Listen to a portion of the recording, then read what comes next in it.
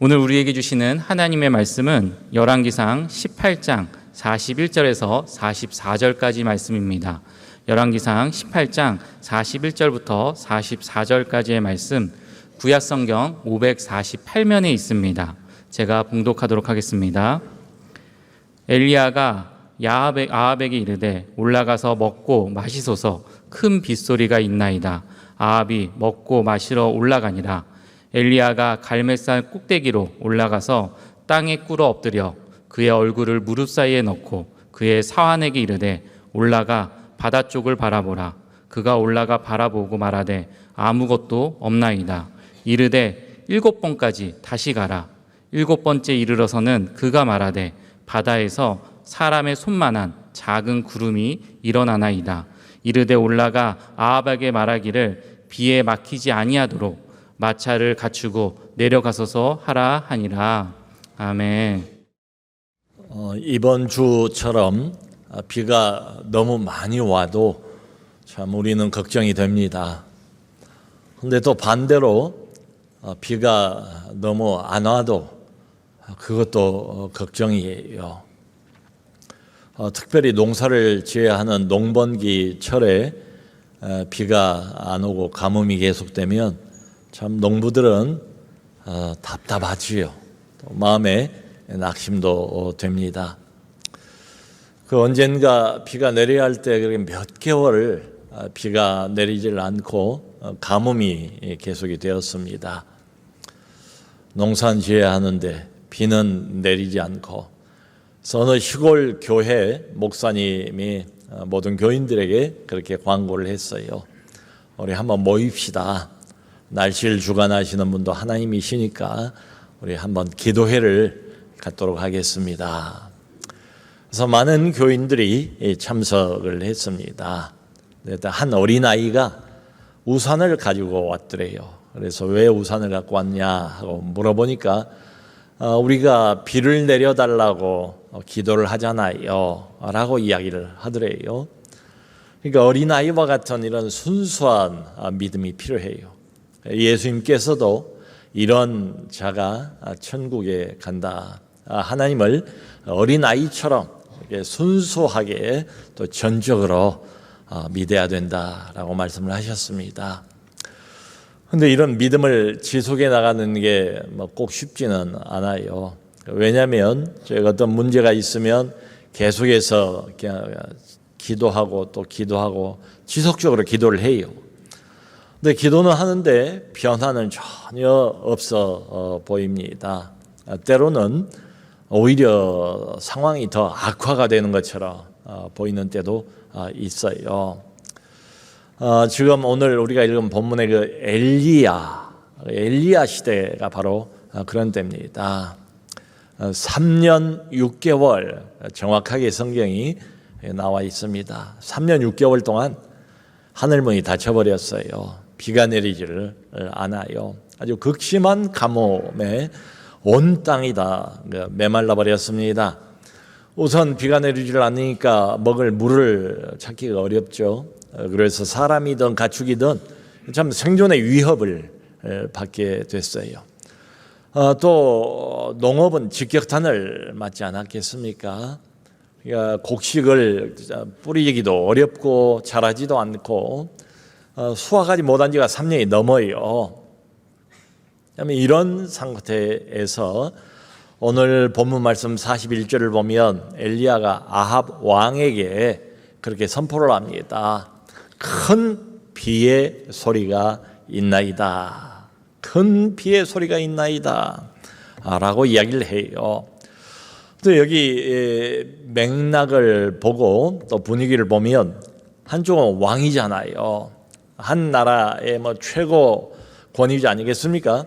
그리고 한쪽은 하나님의 선지자인데, 선지자 엘리야가 마치 왕보다 훨씬 더 우월한 위치에서 왕에게 이야기를 하는 것처럼 느껴져요. 여러분, 이때 당시 이스라엘 백성들은 하나님을 섬겼지요. 그런데 여호와 하나님만 섬긴 게 아니고 바알신, 가나안인들이 섬기던 그 바알신을 함께 섬겼어요. 이게 일종의 혼합 종교를 가지고 있었습니다.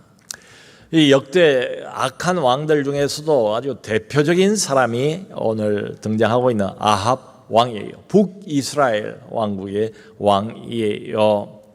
근데 왜 이 사람이 악한 왕의 대명사인가 하면은 바알 신 숭배 또 아세라 신 숭배 이것을 마치 국가 공식 종교처럼 만들어 버렸어요. 바알 신은 가나안인들이 섬기는 남자 신입니다. 주로 농업을 관련하는 신 그리고 비를 주관하는 신 이렇게 알려져 있어요. 또 아세라 신은 그 여자 파트너 그러니까 부인에 해당되는데요. 여신입니다. 아세라 신은 풍요와 다산을 상징하는 신이에요. 근데 이 신을 끌고 와서 국가의 공식 종교처럼 만들어 버렸어요. 이게 이제 그 신뢰가 바알 선지자 450명 그리고 아세라를 섬기는 선지자 400명을 왕실에서 관리를 해요. 그러니까 날마다 왕실의 음식을 그들에게 제공을 합니다. 그러니까 하나님의 성전을 섬기는 하나님의 제사장하고 이 바알 제사장, 아세라 제사장이 마치 동급으로 동등한 수준으로 대우를 받아요. 그들이 무슨 국가 공무원이나 되는 것처럼 말이죠. 그리고는 왕비인 이세벨 직속에 이 선지자들을 두고 왕비 직속으로 바알 선지자들, 아세라 선지자들을 관리를 해요. 그런데 이 왕비 이세벨이 어떤 사람인가 하면은 유대인이 아니에요. 바로 인근에 있는 가나안 다른 나라 시돈이란 나라가 있습니다. 시돈이란 나라하고 일종의 왕실끼리 정략 결혼을 한 거예요. 그 시돈의 왕 엣발이라는 사람의 딸이 이세벨이에요. 그런데 가나안 여러 나라들 중에서도 당시에 바알 숭배, 아세라 숭배의 본거지, 집산지가 어딘가 하면 바로 시돈 땅입니다. 오늘날 레바논이에요. 시돈 땅이에요. 이 엣발이라는 시돈의 왕은 왕이기도 하면서 바알을 섬기는 제사장이에요. 그 딸이 이세벨입니다. 그러니까 짐작할 수가 있지요. 이 사람이 이제 이스라엘로 시집을 온 거예요. 와서는 아주 본격적으로, 조직적으로, 체계적으로 여호와의 제사장들을 박해하고 죽이는 일을 계속해요. 많이 죽였어요. 3년 6개월 동안 하늘 문을 하나님이 닫아버리신 것은 이런 영적인 상태에 대한 하나님의 심판이에요. 오늘 우리가 읽은 열왕기상 18장 맨 처음 1절을 보면 하나님께서 엘리야 선지자에게 이런 말씀을 하세요. 이제 아합을 만나라. 아합에게 네 몸을 보이라. 내가 지면에 다시 비를 내리리라. 이제 3년이 훨씬 지났잖아요. 핍박을 피해서 엘리야 선지자도 숨어 있었어요. 그런데 하나님이 명령하시기를 이제는 아합 왕을 만나라. 내가 다시 이 땅에 비를 내리겠다라고 약속을 하세요. 참 이 말씀을 들어보면 이 비라는 것은 그저 어떤 기상, 기후 그거하고 관련된 것은 아니에요. 그 이상이에요. 비는 비를 내린다, 다시 비를 내린다. 이것은 하나님의 회복 상징입니다. 그러니까 하나님께서 원하시는 게 뭐겠어요? 하나님은 날씨와 날씨 변화에는 관심이 없어요. 비록 이 모든 걸 주관하시는 분이긴 하지만 우리 하나님은 자기 백성들이 진정으로 회개하고 회복하기를 간절히 바라시죠. 자, 그러니까 이 백성들의 진정한 회개가 없으면 비는 무의미해요. 적어도 하나님이 보실 때는 그런 상황입니다. 그러니까 하나님이 자기 백성이니까 내버려 두진 않을 거예요. 분명히 회복을 하실 겁니다. 근데 선행 조건이 있어요. 이런 영적인 무질서, 하나님도 섬기지만 이미 구조적으로 그렇게 만들어져 버렸어요. 바알도 섬기고 아세라도 국가의 공식 종교처럼 섬기고 있는 이 영적인 무질서가 제자리를 먼저 잡아야 합니다. 그리고 난 다음에 이 바알 숭배, 바알 신앙 이게 꺾여야 되고 이 백성들이 다시 여호와께로 돌아오기로 결단하는 일이 반드시 먼저 있어야만 돼요. 엘리야 선지자는 그걸 알았어요. 엘리야는 하나님의 마음을 잘 알았어요. 그래서 이 엘리야 선지자가 먼저 그렇다면 누가 진짜 신이냐? 하나님 여호와가 진짜 신인지 바알이 진짜 신인지 참신 내기 대결을 해보자 하고 요청을 합니다. 그래서 갈멜산에서 참신 내기 대결이 벌어졌어요. 거기에서 대승을 거두었죠. 그리고는 바알을 섬기는 바알 선지자 450명을 백성들이 하나님이 진짜 신이라는 걸 확인한 다음에 백성들이 끌고 가서 기손강가에서 450명을 다 처단을 합니다. 그러니까 그날 큰 영적인 승리가 있었어요. 그리고 하나님께서 이미 내가 이 땅에 비를 다시 내리리라 라고 약속을 하셨어요. 그렇기 때문에 이 약속의 말씀을 엘리야가 믿고 그 말씀을 붙잡고 오늘 여기 41절에서 아합 왕에게 큰 비의 소리가 있나이다 라고 선포를 한 거예요. 여러분 미국의 워싱턴 DC에 가보면 링컨 기념관이 있어요. 그 링컨 기념관 앞에 큰 광장이 있어요. 근데 그 광장에서 1963년도에 소위 워싱턴 행진이라고 불리우는 커다란 집회가 있었습니다.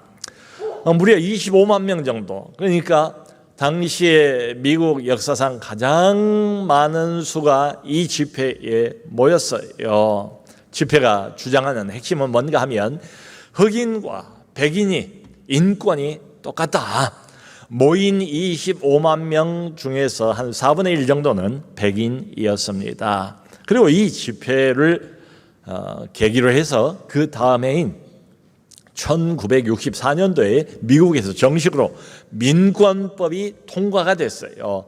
민권법의 핵심은 뭔가 하면 백인과 흑인이 그 권리에 있어서 인권에 있어서 법적으로 동등하다라는 것을 보장하는 내용이었습니다. 그런데 바로 1963년 8월입니다. 더운 여름철인데도 수많은 인파가 몰렸지요.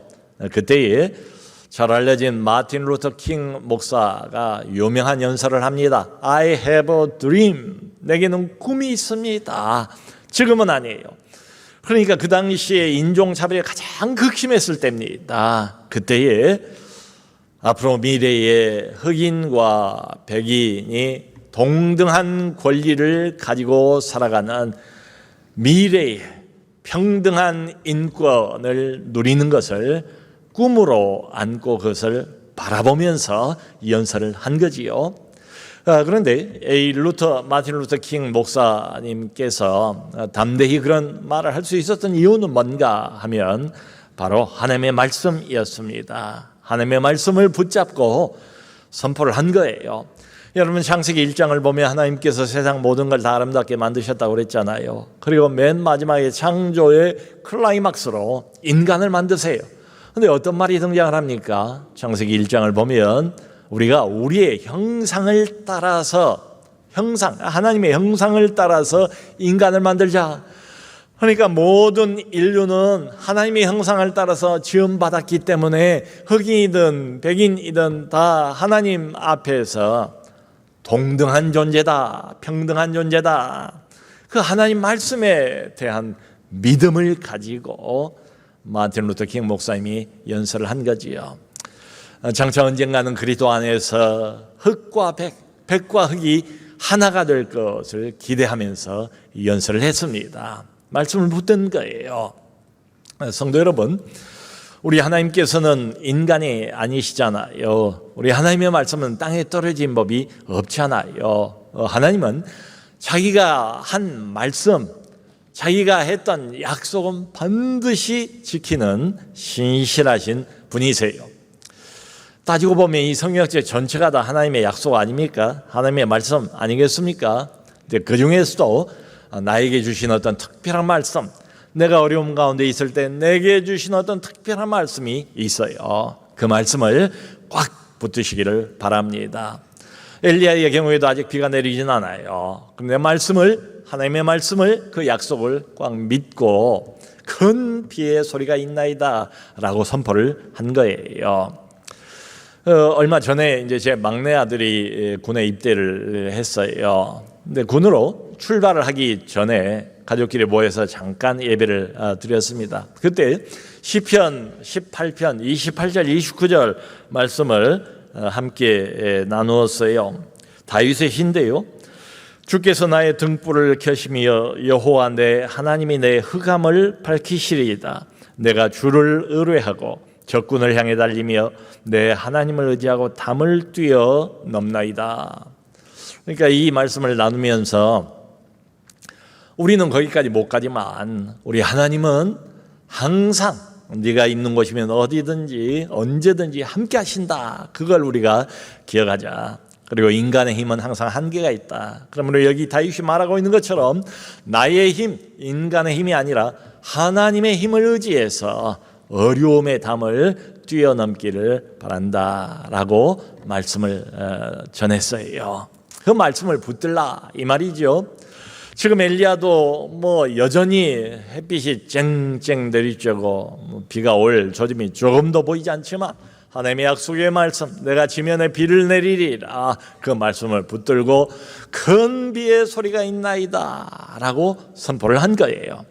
자, 그 다음에 우리가 꼭 주목할 게 있습니다. 그 다음에 엘리야가 어떤 행동을 하는가를 주목할 필요가 있어요. 오늘 본문을 보면 어떻습니까? 엘리야가 선포만 하고 끝나는 게 아니죠. 갈멜산 꼭대기로 올라갔대요. 그 꼭대기로 올라가서 무릎을 꿇고 머리를 무릎 사이에 넣고 하나님 앞에 간절히 기도를 시작합니다. 그러니까 이 자세는 너무도 간절한 자세, 너무도 갈급한 자세, 그리고 자신을 완전히 낮추는 자세지요. 그리고 자기 종에게 이야기를 해요. 갈멜산 저기까지 가서 지중해 쪽을 바라보고 어떤 조짐이 있는가를 살펴보라 부탁을 한 거예요. 여러분, 갈멜산은 지중해 바다하고 불과 한 2km 정도밖에는 떨어져 있지 않아요. 그러니까 갈멜산 꼭대기를 보면 지중해 바다가 다 훤하게 내려다 보여요. 그런데 그때 당시에 그 농업을 하는 사람이든 목축을 하는 사람이든 지중해 바다에 구름이 떠오르면 그게 이제 비가 올 징조로 알았습니다. 지금은 건기입니다. 비 올 리가 없습니다. 3년 6개월 동안 비가 안 왔습니다. 그런데 엘리야가 기도합니다. 하나님의 약속이 있습니다. 그걸 믿고 자기는 기도하고 종에게 그걸 살펴봐라. 종이 갔다 오더니 아무것도 없습니다. 근데 엘리야가 뭐라고 말합니까? 7번을 다시 가라 라고 이야기를 해요. 그 7번이 종이 살펴보러 왔다 갔다 하는 동안 엘리야는 계속 얼굴을 무릎 사이에 넣고 하나님 앞에 매달려서 간절히 기도하고 있습니다. 도대체 왜 이렇게 기도를 해야 될까요? 이미 하나님의 약속의 말씀이 있지 않습니까? 내가 다시 지면에 비를 내리리라. 그리고 이미 갈멜산에서 큰 승리를 맛봤잖아요. 할 걸 다 했잖아요. 그러니까 이렇게 생각할 수도 있었을 것 같아요. 이미 하나님께서 비를 내리겠다고 약속하셨다. 그리고 나는 할 일을 다 했다. 갈멜산의 그 위대한 승리, 그걸 통해서 우리 하나님이 또 영광을 받으시지 않았는가? 그 다음은 우리 하나님이 알아서 하시겠지. 그리고는 그냥 수동적으로 기다릴 수도 있는데 엘리야는 그게 아니었다는 거지요. 그때부터 적극적으로 기도에 집중하고 있습니다. 여러분, 왜 이랬을까요? 이유가 있습니다. 하나님의 약속은 항상 기도를 통해서 성취되기 때문입니다. 기도는 언제나 그래요. 예나 지금이나 다를 바 없습니다. 똑같아요. 기도는 하나님의 역사에 동참하는 유일한 통로예요.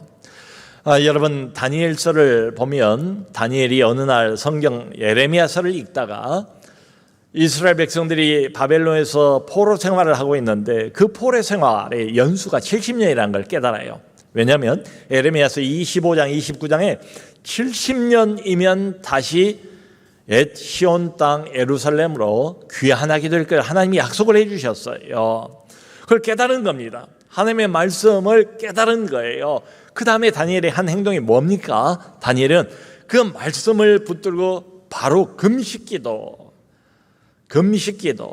굵은 베옷을 입고 죄를 뒤집어 쓰고 금식기도, 엘리야처럼 간절히 기도로 돌입해요. 여러분, 에스겔서를 보아도 에스겔 선지자에게 에스겔은 끌려가서 바벨론 강가에서 예언을 했던 사람이에요. 근데 에스겔 선지자에게 하나님께서 역시 바벨론에서 귀환할 것을 말씀을 하세요. 근데 한마디를 더 하세요. 내가 그렇게 해준다 할지라도 이스라엘 백성들이 내게 기도하여야 할지라 라고 말씀을 하세요. 여러분, 신약성경 야고보서 5장 17절 18절을 보면 야고보 사도가 엘리야 선지자에 대해서 이런 말을 합니다. 엘리야도 우리와 성정이 같은 사람이었지만 그가 간절히 비가 오지 않도록 기도하며 하늘이 문을 닫았고 다시 기도하며 하늘이 비를 내리고 땅이 열매를 맺었느니라. 엘리야는 우리하고 다를 거 없대요. 성정이 같은 인간에 불과하대요. 근데 그런 인간인데 하나님이 그렇게 역사하셨대요. 그게 뭘 의미하겠어요? 엘리야의 기도가 그만큼 위대하다 그 이야기를 하는 게 아니지요. 엘리야의 기도를 들으시고 기도를 통해서 우리 하나님께서 약속하셨던 것을 성취하셨다, 이런 뜻이지요. 여러분, 엘리야는 종에게 7번까지 가라라고 말했잖아요. 꼭 7번만 가라 이런 뜻은 아닙니다. 비를 내리실 때까지, 약속을 성취할 때까지 엘리야는 거기에 무릎을 꿇고 그렇게 기도를 했을 거예요. 그 간절히 기도를 합니다. 한두 번 하고 포기한 게 아니에요. 우리는 한두 번 기도하다가 안 되면 그냥 기도는 놓아버리고 인간적인 방법을 또 강구한 때도 많지 않습니까? 근데 엘리야는 포기하지 않고 한 번, 두 번, 세 번, 네 번 계속 하나님 앞에 매달려서 기도를 합니다. 참 이런 엘리야의 기도가 우리에게는 얼마나 귀감이 되는지 모르겠어요. 여러분, 엘리야가 기도를 할 때에 이렇게 생각하지 않았습니다. 아니, 하나님이 비를 주시겠다고 이미 약속하셨는데 왜 안 주시나? 이미 갈멜산에서 위대한 영적인 승리도 이루었는데 왜 아직도 안 주시나 하면서 의문을 품지도 않았고요. 낙심하지도 않았고요. 그리고 하나님께 불평하지도 않았어요. 계속해서 기도합니다. 비가 내린다는 것은 너무도 분명한 사실이었습니다. 왜냐하면 그건 하나님의 약속이니까, 하나님이 말씀하셨으니까 비가 내릴 거예요. 근데 문제는 언제 비가 내릴지를 우리가 몰라요. 여러분, 우리가 어떤 문제를 놓고 계속 하나님 앞에 지속적으로 기도하지 않습니까? 인내하면서 계속 기도를 해요. 그런데 정작 하나님께서 언제 그리고 어떤 방식으로 이 기도에 응답하실지 그건 우리가 몰라요. 그건 정말 하나님의 소관이에요. 여기 성경을 보면 7번째 와서야 이 종이 그렇게 말하지 않습니까? 드디어 지중해 바다에 손바닥만한 작은 구름이 보입니다. 엘리야가 알았어요. 큰 비가 내릴 조짐이라는 것을 엘리야가 깨닫게 됩니다. 하나님께서 우리 기도에 언제 응답하실지, 어떤 방식으로 응답하실지 우리는 잘 몰라요. 그저 기도할 뿐입니다. 엎드릴 뿐이에요. 여러분, 이 기도 응답 이것이야말로 전적으로 하나님의 소관입니다. 하나님께서 때로는 즉시로 응답을 하세요. 그러니까 기도 바로 직전에, 오늘 본문 직전에 그 유명한 엘리야의 갈멜산 전투가 나와요. 아주 자세하게 나옵니다. 엘리야가 송아지 각을 떠놓고 하나님 앞에 간절히 엎드려서 기도합니다. 부르짖습니다. 여호와여 응답하소서, 여호와여 응답하소서. 그 말이 끝나기가 무섭게 하나님께서 하늘로부터 불을 내리셔서 제단 위의 모든 고기를 다 살라버리세요. 그리고 도랑의 물을 다 핥아버립니다. 기도하자마자 즉시로 하나님이 응답하시는 경우가 있어요. 근데 또 많은 경우는 우리 하나님께서 아주 천천히 기도에 응답을 하세요. 여러분, 믿음의 조상인 아브라함을 하나님이 부르실 때에 아들을 주겠다고 약속을 하시잖아요. 근데 그 첫 아들을 정작 언제 얻습니까? 25년, 약속한 지 25년이 지난 뒤에 100살 되어서야 아들을 얻어요. 여러분, 요셉이 얼마나 위대한 사람입니까? 하나님의 백성들 모두를 다 구원하지 않습니까? 하나님께서 요셉을 애굽의 총리로 만들기로 미리 작정을 하셨어요. 그런데 정작 요셉이 애굽의 총리가 된 것은 형들에 의해서 애굽 상인들에게 팔리잖아요. 그때가 17살입니다. 그런데 총리는 30살에 돼요. 그러니까 무려 13년이라는 세월, 그 한참의 세월이 흐른 다음에야 하나님께서 약속하셨던 것처럼 하나님의 계획대로 천천히 응답을 하세요. 그 오늘 본문에 나와 있는 이 기도도 마찬가지죠. 엘리야의 기도도 엘리야가 한 번 가들이 기도했더니 금방 비가 쏟아지는 게 아니잖아요. 한 번, 두 번, 세 번, 네 번. 그런데 조금도 굴하지 않고 계속 기도합니다. 7번째까지 손바닥만한 작은 구름, 됐다, 드디어 하나님의 약속의 실천의 때가 됐다는 걸 엘리야가 알지요. 여러분, 또 어떤 우리의 기도는 하나님께서 노 이렇게 응답을 하시는 기도도 있어요. 그러니까 안 돼, 노, 이것도 하나님의 응답이에요. 고린도서 12장을 보면 바울이 자기 육체에 가시가 있다고 그러잖아요. 복음을 전하는데 이 육체의 가시, 육체에 어떤 질병이 있었는데 이게 너무도 방해가 되는 거예요. 그래서 간절히 하나님께 이걸 없애달라고 3번이나 기도를 하지 않습니까?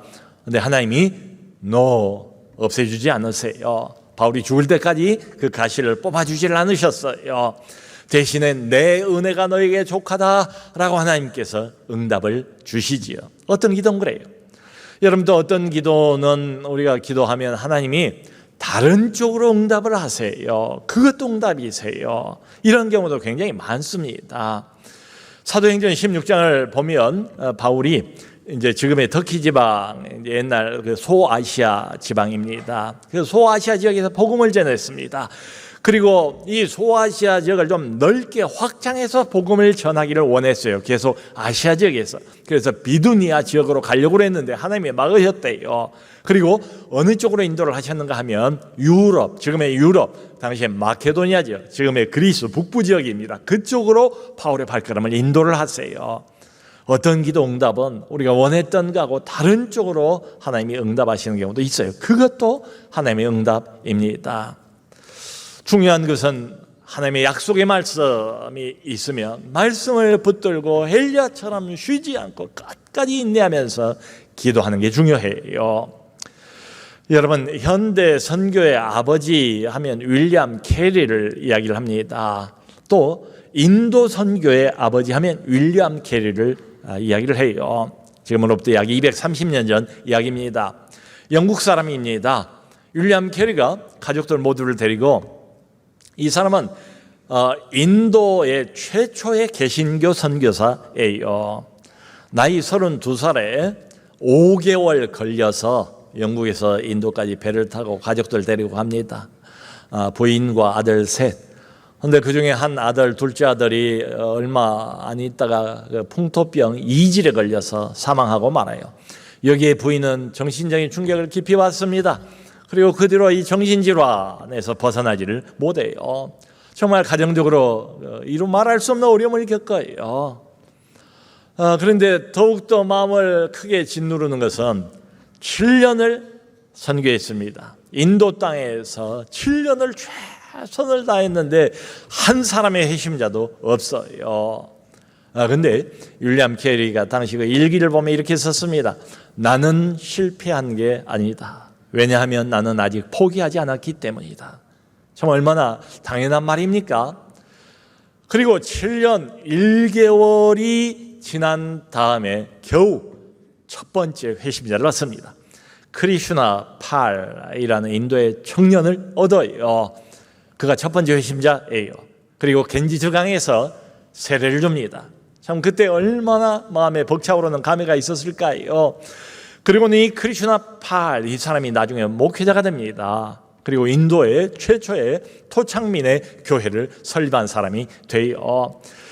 이 윌리엄 캐리에게는 크리슈나 팔 이 사람 7년 1개월 만에 얻은 이 첫 회심자가 손바닥만한 작은 구름이었죠.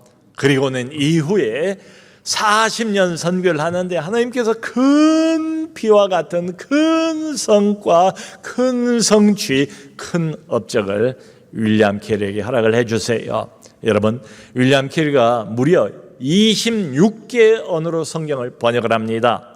인도가 워낙 큰 나라이기 때문에 인도에도 언어들이 많아요. 그 언어들로 다 번역을 해요.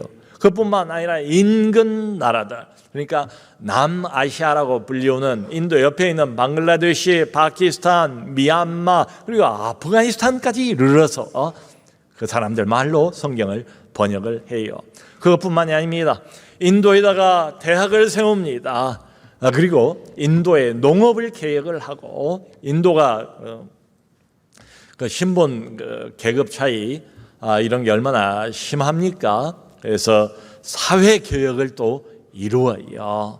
성도 여러분, 윌리엄 캐리가 7년을 버티면서 선교를 해도 아무 회심자도 없었는데 드디어 회심자 한 사람이 나타난 거예요.